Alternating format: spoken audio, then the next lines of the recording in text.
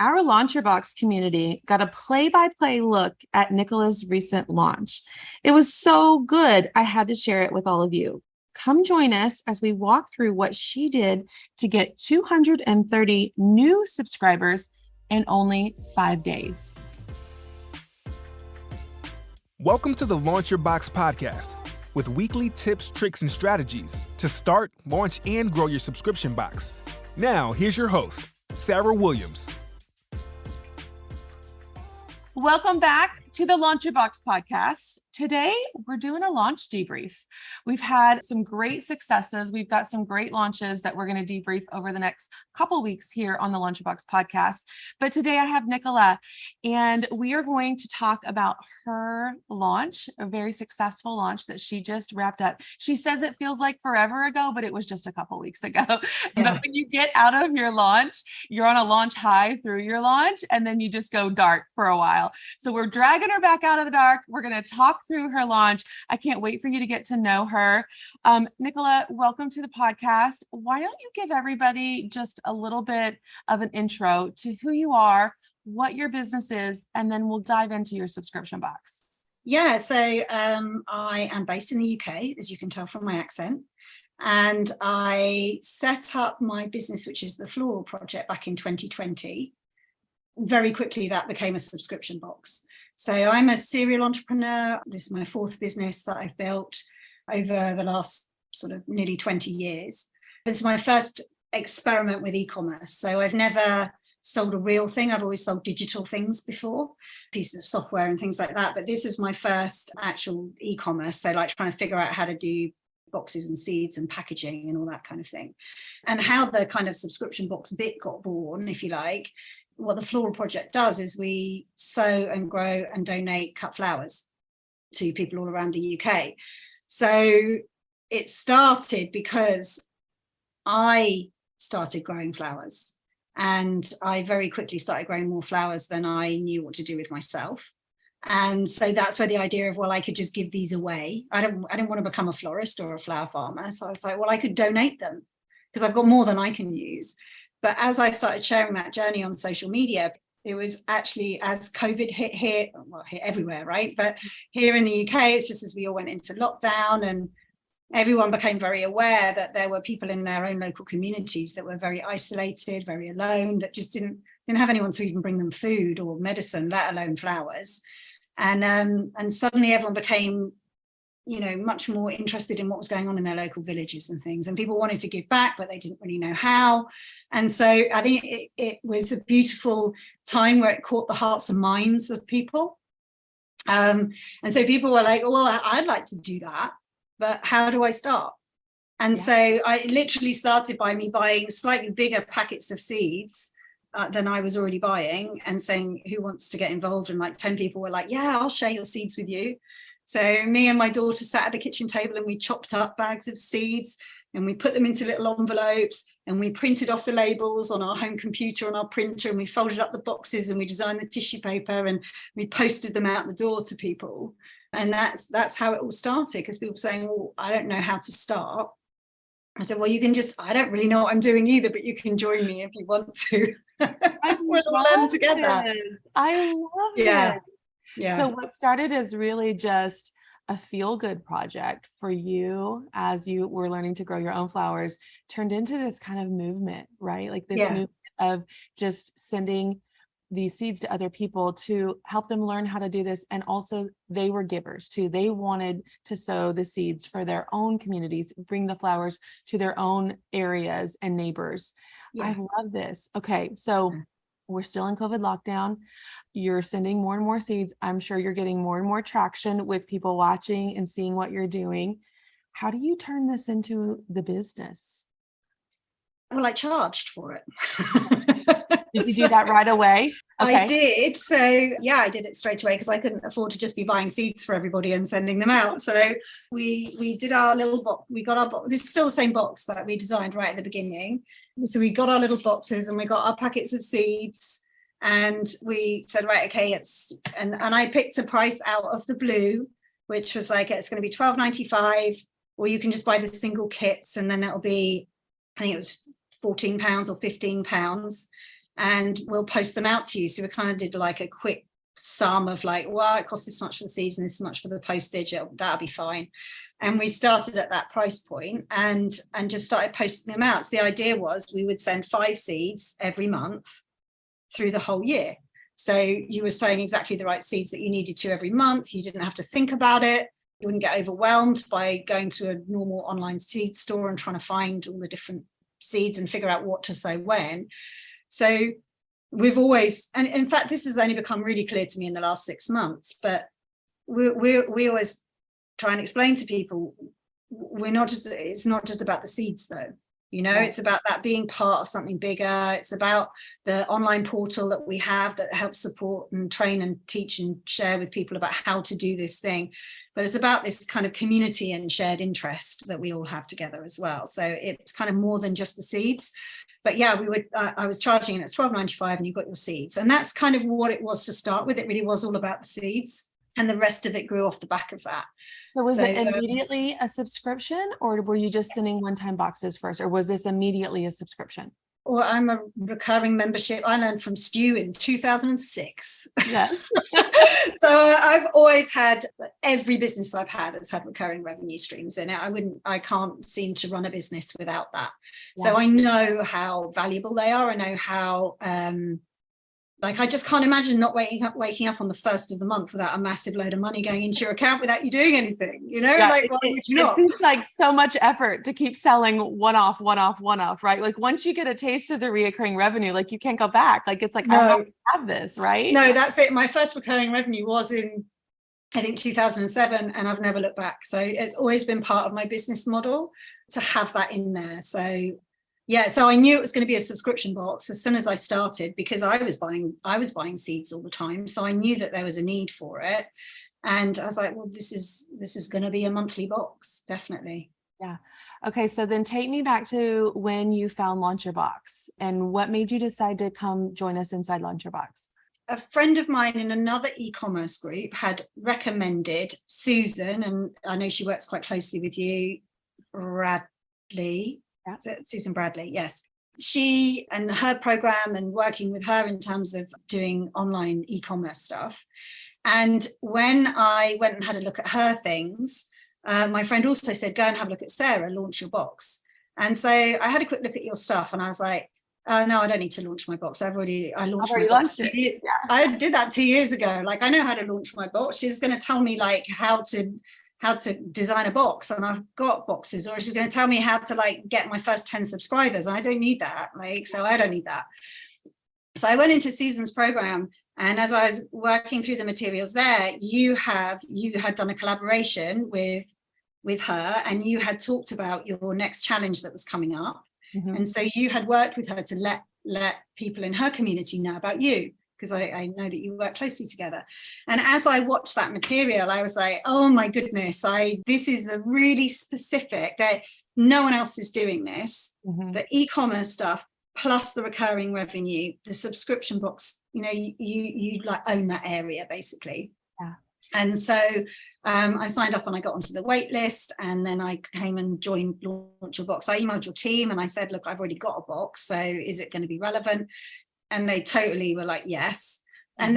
And then I listened to the podcast as well while I was on the wait list. Okay. So the whole way that you had set it up so that I couldn't join the program straight away, but I had to wait. And so, but then you sent me all this really useful information. So I just fell in love with you even more. And I could totally see you knew your stuff. And then I listened to the podcast with Edith about Renaissance ribbons, I think you said. And I fell in love with her as well. And I was just like, I want to be part of that. Mm-hmm. So when a space came up on the wait list, I was in within like 30 seconds. And I was like, that's the experience I want my customers to have. Mm-hmm. So that I want them to be that excited about signing up for my stuff that I was about yours. Like you get to experience it for yourself, and you're like, I want to do that for my people. Yeah, so that's how I found you. I love that journey, and I didn't know that journey, but I have had other members tell me that, I had already launched my box before I found you, and I didn't know if I should join because I'd already launched. And so, and what I want to say, anyone listening, is that we dive into so much information, whether you're just brand new and getting started or you've already launched your subscription box. Because what I know, and from my own experience, is that launching a subscription box is not a one and done. We keep launching, we keep finding new customers. We've got to keep audience building. We have to keep trying new things. We have to stay on top of what's changing in e-commerce and social media. And that's really what Launch Your Box is. It's not just for the people that want to launch for the first time. It's people that really want to start, launch, and grow their existing subscription. And we just have the most amazing community. So I was curious for my own, knowledge of how it came about, because I have heard that in the past, people that already have a subscription box business think that Launch Your Box is just for beginners. So I'm really happy to hear your response to that. So but even as a really experienced, seasoned entrepreneur, which is like, I've done live launches since 2006. I know what I'm doing. Actually, to come back and just go back to clean out all the ideas that I've picked up over the years, and to come back and just go right back to the basics and see it really clean and simple was so refreshing. So even if someone's listening that's been in business and thinks, oh, I know, I've done all this before, I know how to do all of this. That was me. Actually, just coming back and just clearing it all away and having it be so simple was so valuable. So let's talk about it, because you did a lot of work, and I loved the way, and I remember the very first post, you're like, all right, I'm going to be posting all of this stuff. So you're on this journey with me, you are launching with me. And each day you would come in and give a debrief of the day. And it was so inspiring. And it was so just helpful. It was really, really helpful to other people in the community, especially people that haven't launched before, to go on this journey with you through your launch. And so I want to break it down on the podcast today. So the first thing that I noticed that I want to talk about was that you said, I added 3,000 plus to my list in the last 30 days. And that is huge. And I want to talk about that. So tell me how you added 3,000 people to your list in the 30 days prior to launch. Facebook ads. Okay. So I'm not scared of Facebook. Which I know a lot of people are. Facebook ads, I taught myself Facebook ads a few years ago, and I've used it in other businesses that I've had, and I know that that's my main channel through which people find me, Facebook and Instagram, but primarily Facebook. And so I used what I have learned over the years, and I had a free PDF on my website. It was called 10 flowers to start your cut flower patch. And every month I do a new one, and it's just a guide, and it's a really simple graphic that I have, and I put it out on Facebook, and then I target it to various interest groups. And so I'm not scared of spending, I know how to see how much money is coming in, and I'm not scared of spending as much as I can on Facebook. I'm happy to spend £1,000 a day on Facebook ads. That doesn't worry me if I can get it to pay me back, right? Yeah. And we just had, it was just set up. It just seemed to work really well. That I had people coming in, they would sign up for the PDF, and then we would offer them our Floral Project starter kit. Which is two boxes plus some stickers plus a workshop, and we'd give them a welcome coupon to come in and buy that starter kit. And enough people bought the starter kit that it covered the cost of the ads. Okay, so let's break that down for them listening, because this is basically your audience building funnel right here. Yeah. And so I want you to listen to this, because we skip this step a lot of times. We don't think about this step a lot of times. We just go after the sale when we run ads a lot of times, and we don't look at it for audience building. So what Nicola is saying is that she created this PDF, and she puts out a new one periodically, but she created this PDF that was an email download.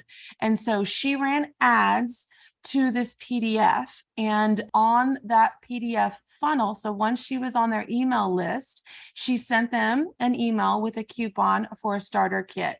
And so they were buying a starter kit. And what was the price of that starter kit? It was down from £70 to £35. Okay. And you were still profitable on that starter kit, right? Like you were making money on that starter kit, but you were using the profit of that starter kit to fund your ad spend, right? Yeah. So overall, this funnel was making no money. Right. Right? But but I'm getting leads for free. Yeah. Yeah. So it's called we call it a self-liquidating offer for anyone listening. Like we are putting this out there not to make money on it, but to liquidate our ad spend so that we can keep dialing in and finding new customers. So Nicola was doing this very well with her funnel here. Free PDF download. You got to have your email to enter. And then she followed that up with an email sequence that gave a coupon and a starter kit. So she was taking the profits from that starter kit and put it back into her ad spend. And that's how you grew 3,000 people added to your already existing big list, was because you kept funneling that money back into your ad spend and growing this pool of people. And people that were interested in that PDF were your perfect person, right?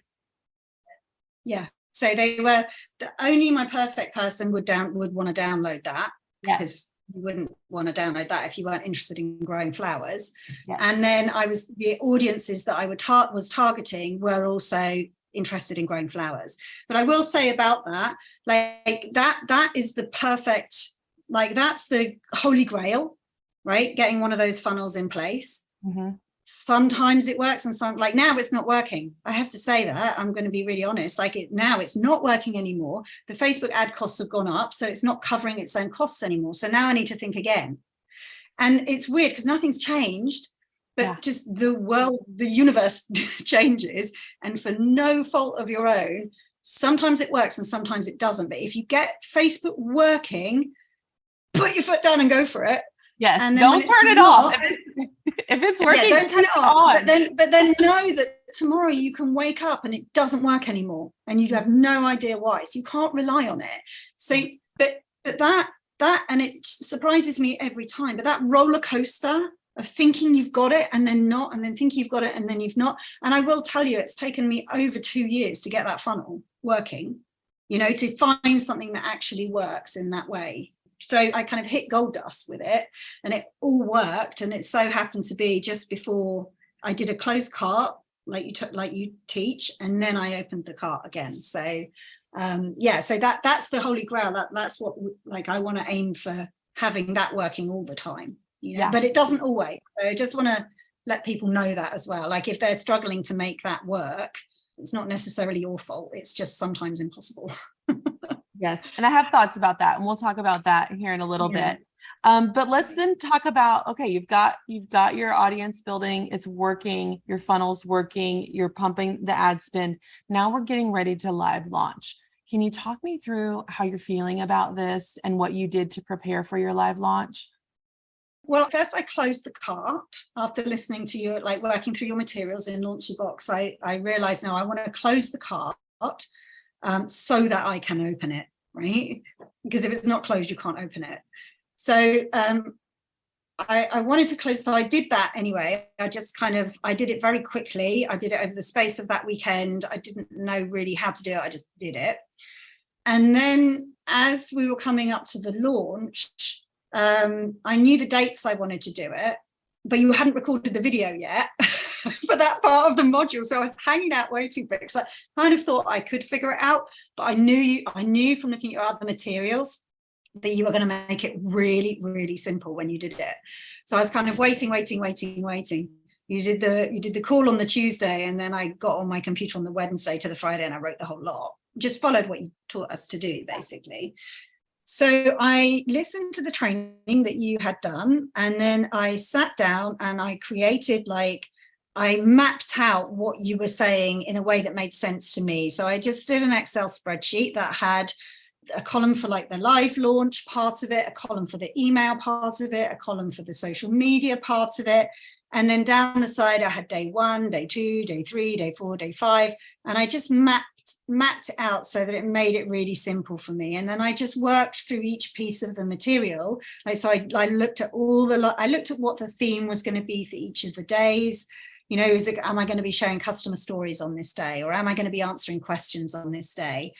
And then I went down like the live launches, and I just put a couple of notes, like what I might talk about, the emails, what the theme of each email was going to be, the social media, which pictures I was going to use. And I just went through all of that and just mapped it all out before I started writing any of it. And then I just sat down and I wrote it, which is quite easy for me because I've got a lot of years of copywriting experience. But completely, I just did exactly when you said do 3 emails on this day, I did 3 emails on that day. When you said do a live on that day, I did a live on that day. And it feels easier that way, right? Like if that's what I've realized over the years as a coach. If I just make it very simple and say, this is what you need to do. And when you're like, okay, I have a plan. All I have to do is create my 3 emails. All I have to do is create my topic for my live, and I'm set. And you feel more in control, and you feel like you've got it. Like you've got a solid plan, and you're not like waking up every day in your launch thinking, oh gosh, what am I supposed to do today? What do I have to figure out today? Right? No, it was all done. I did all of it. It was all written, scheduled and everything. And I have to say, I started with you told us like what to put in the 8 emails. So that was the framework, right? That everything else hinged off, all the social media and all the ads and all the, the lives and everything. So I wrote all of the emails apart from the final 2, because I wanted to be in the launch and I wanted some space to be responsive to what was actually happening as it was live. So I didn't write the last 2 until later on, but I knew kind of what I wanted to write in them.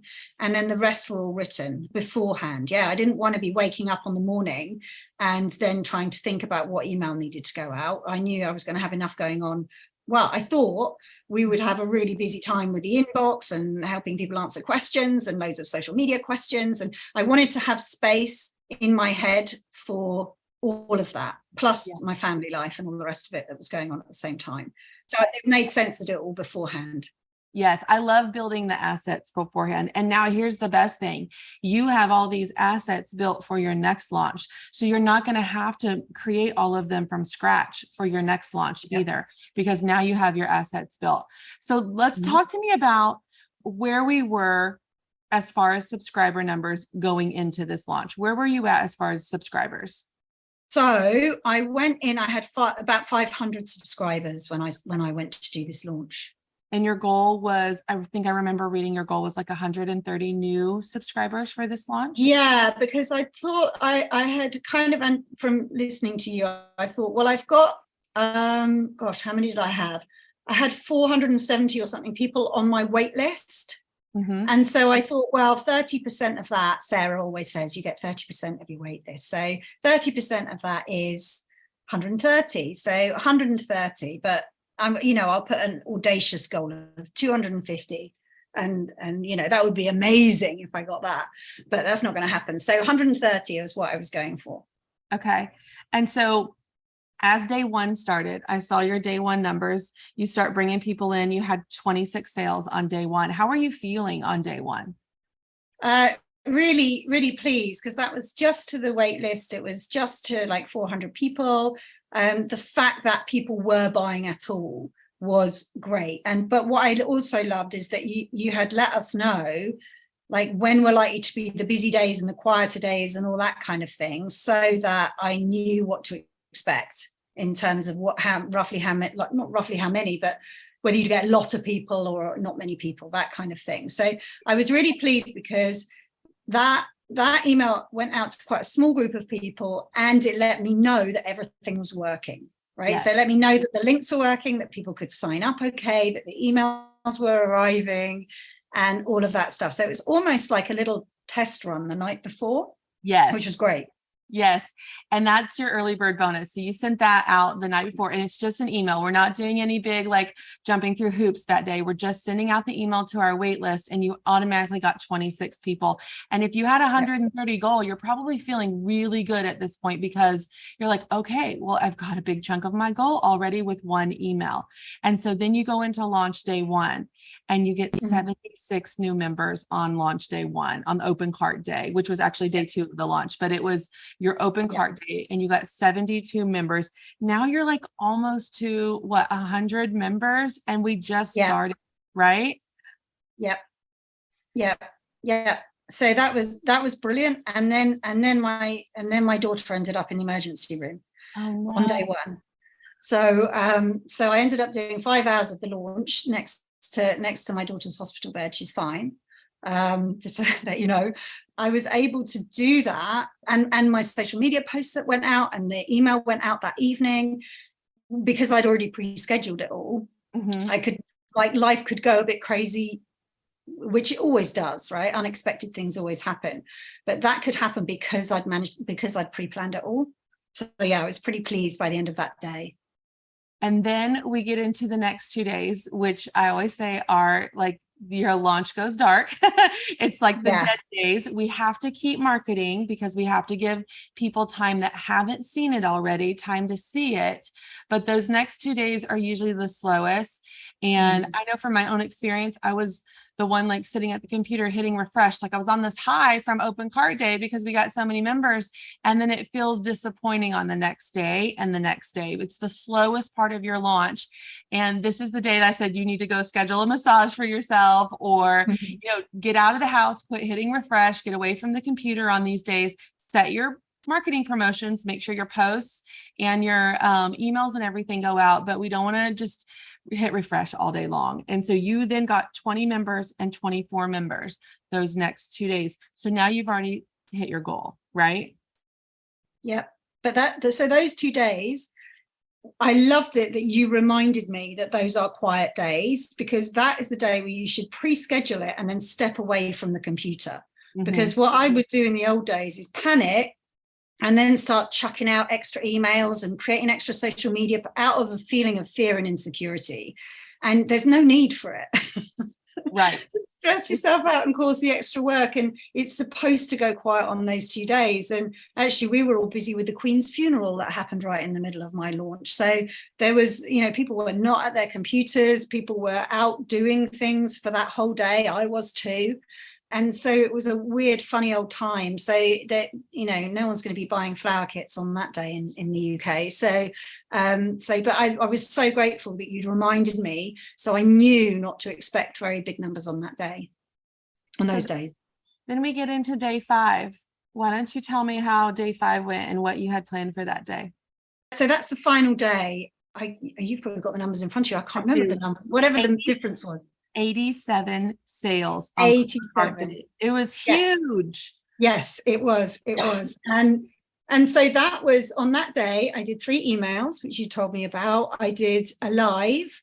I even did the thing that you said where you get to the evening live and you don't want to do it. You really don't want to do it because you're so tired. I didn't. But you did do it, right? No, I did. So I did one live in the morning. I didn't do one in the, and I did my social media posts, but honestly, I didn't do anything like extra zazzy on the last day. I just followed the instructions you'd given me. So I sent them an email in the morning to let them know it was the last day, an email at lunchtime to remind them like why they wanted to be in it, and an email at the end of the day just to say, I even put your wording in, which was like, I know I've emailed you a lot, please don't unsubscribe. This is the last one. And just to let you know the cart's closing and I don't want you to miss out. So, really simple, really common sense emails to send out. I didn't do a big push, if you like, but that's just the nature of it, isn't it? As it gets closer to the cart closing, people suddenly realize they do want to take action and they jump in. So that day's always tends to be the biggest day. Yeah, we have to give them a reason to buy. And so if we never give them a reason, if we never give them a deadline, if we never give them that reason, they'll keep putting it off thinking they can do it later. So that's the biggest lesson that we have to do when we're selling anything, whether it's our subscription box or a one-off thing. We have to give them a deadline. We have to give them a hard stopping point so that they have a reason to go ahead and take action. So now we're out of the launch. Let's clean up these loose ends here. But you ended up with 230 new subscribers, putting you over the 700 subscriber mark. So can we just celebrate that for a minute? That's a big deal, Nicola. That's a big deal. I'm so excited for you. It was like 50% growth of my membership. And I had been going for, so what did we start in February 2020? So I've been going for like 2.5 years. I closed the business down once a year ago because I was just in despair of ever getting this thing to work. And our minimum order is 1,000 sets of seeds every month anyway. So you can imagine for us, when we haven't got that many subscribers, we're actually having stock we can't use every month. So this was something we'd really been wanting to do, was to grow the membership and grow the membership. And it had been so slow, and to suddenly get more subscribers than we'd ever got in one go times 10, all in the space of 5 days. Yeah, it was amazing. Not just because it's like, oh wow, that's cool, we did that, but 250 subscribers, that's a lot of flowers that are going to get given. That's a lot of new people contributing to our community. It's a lot of excitement, it's a lot of passion, there's a lot of goodwill for us to generate and earn and hang out with all these people that are so excited to be there. So it's so much more than just hitting the numbers, isn't it? It's what that means to you and your family, but also to all those other people that are like, all those people that are now engaged in your community. It's so cool. And when you think about that impact that you have, and you think about the future of your business, what do you think about? Like, what do you feel like this launch now makes possible for you? It made me feel like this works. I found something that works, right? And I know that because I've done live launches in the past. I don't know why I hadn't thought about it in this way, but it was like, oh, this works. And I'm fully confident that when I do it in January again, it's going to work. Like I know it because I've tested it and I can see that it works. I know why it works. It's so obvious when you know and not when you don't, right? And so it's given me a feeling of confidence. Also, you do in the program, you do like the annual planning strategy thing. So I could plan out my launches and I can know with certainty I can do this again, if not bigger, in January, and I can do it again in April, and I can do it again in September. And in between, I don't have to think about it. You don't have to constantly sell it, right? No. Yes. No. And that's huge for me because some of my kids have got special needs and I need to be around with them. I want to spend time with my family. And I love not having to spend. One of the things that gets me really frustrated in business is when you have to always look at bringing in new customers. Yeah. And I love being able to look after the customers we already have. And I get to do that now for 3 months. I get to look after the people. I turn all my focus and attention to the customers we already have. Yes. And then I'll ramp up to the next launch again. But I love being able to do that. If you're constantly looking for the next new customer, you don't have eyes for the customers you've already got. So they get not neglected. Of course, they don't get neglected, but they get sufficient. Yeah. But that's being able to give them more than sufficient and actually like 100% love them up, is to have the time and space to do that. It's a gift. Your brain turns from this acquisition mindset, like I'm always acquiring new customers, to now retention.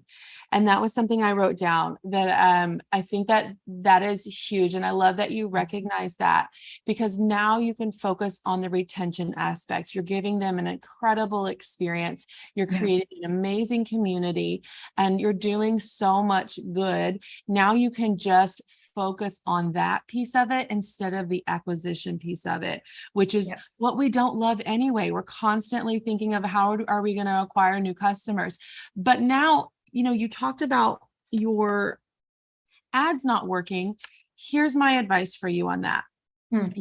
This funnel did work. Yeah. And because algorithms, they love and hate us at the same time. My advice would be for you to turn it off for a couple of weeks. You just went through this massive launch, and then turn it back on and select some new interests. We know that it works, okay? So it's not that it's completely broken. We just need to give it a reset. So I would just turn it off. You probably already turned it off if it's not performing.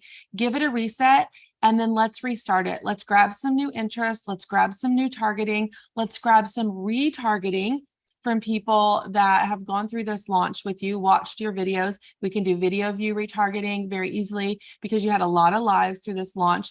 And let's just restart it and give it a fresh start, because I think it can work again. I've seen that with my own funnels, just turning them off for a time period, resetting with some new target interests, and they're performing better than they did the first time.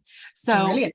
yes, so that's my advice for you. And then just focus on that retention piece, which I think your mind is already there already. And that excites you, that you can just focus on loving on your new members, growing that community, strengthening that community of them together is what's going to keep your retention rate high. And then you're going to be ready to rinse and repeat this same thing in January. And that excites me. That excites me for you and the growth. And I know you wrote this down, and you may not even want me to share this on the podcast, but I'm going to do it anyway because it's my podcast.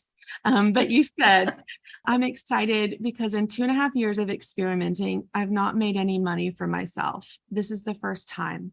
I'm excited if I can bring in 250 this time and keep them and do that 4 times a year. In less than 4 years, this will be $1 million business. And I won't just bring in 250 next time. I hope to get better now that I have everything in place. And I think that's so powerful. Your brain, your mindset is like, okay, I've got this. I'm going to get better and better at this. And I'm going to do it in a way that fulfills not only your energy, but then your family lifestyle. You're going to be able to do this over and over again and tweak it. I think that we get in a place in business where sometimes we get into a routine or a rut or discouraged, and there's something that can just light us up again about our business. I think this is it for you. And I think we're going to see a whole lot more for you going forward. I hope so. I hope so. Because, I mean, I as I did every step of it, I wrote down exactly what I did, because there was a lot of turning things on, turning things off, and all the rest of it. And so it's going to be so much easier next time, which then gives me more room to be more creative, to swap out things that didn't work and just be more present when I'm live with things. And I think, and when I see people in your group though, Sarah, it's the same thing. Like sometimes you'll see someone who does a launch and they're like, I got 10 new subscribers. And if I can, I always comment and go, that's brilliant. Now you know how to do it, so next time you can do it again. And that's it. It's like getting in the game, trying it, getting 10 customers or, 200 customers or whatever, just getting any number as a result of doing it. And the next time it's going to be better, as with anything that we practice, right? But it is so cool to know that I've got that framework now. I did all that hard work, and now I'm just going to be able to use it over and over and over again. Before we wrap up this episode, what advice would you give to someone listening right now that has maybe felt in a rut with their business and they need to do something different, but they're afraid of the live launching? What advice would you give them? There's nothing to be frightened of unless you're scared of typing. I don't think that's a phobia, but that's all you have to do, right? Is sit in front of the computer, listen to Sarah's training, sit in front of the computer and type some things. Like, it's not scary. And then yes, there's the adrenaline when you hit the first email, or when the emails go out and you don't know if it's going to go, if it's going to send properly or whatever, right? The links aren't going to work. So there's a bit of adrenaline involved in that bit. If you've got it all planned in advance, there's very little really that you need to worry about. I would say to people, like, if what you're doing isn't working, then try something different. Yes. And this was the first time I tried doing a live launch for my business in 2.5 years of doing it.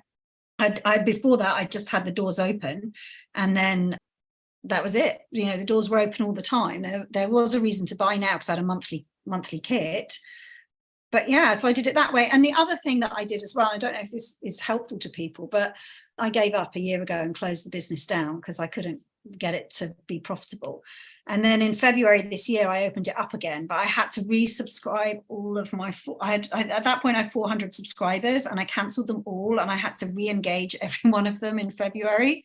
So I managed to get about 200 of them back, I think. And then I've had to start from there to build back up again.